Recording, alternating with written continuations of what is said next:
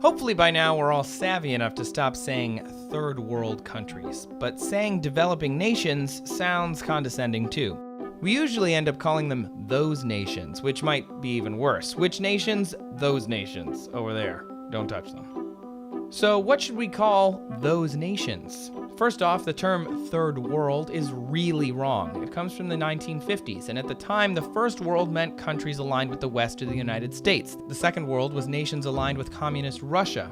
This only sort of made sense then, and makes absolutely no sense now. As for the third world, that referred to everything else. It includes those nations we mean when we say third world, but it also included places like Greenland and the United Arab Emirates.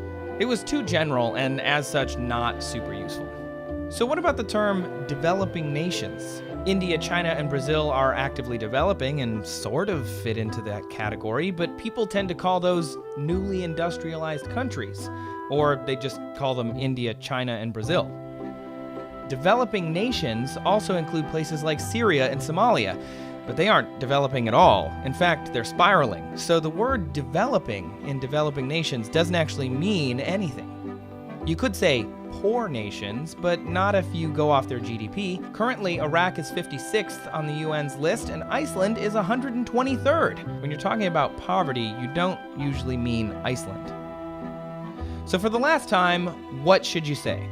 Well, it's awkward and long, but you should say countries on the UN's list of least developed nations, which is a mouthful, but it's accurate. These 48 countries on the official and somewhat regularly updated list are those nations.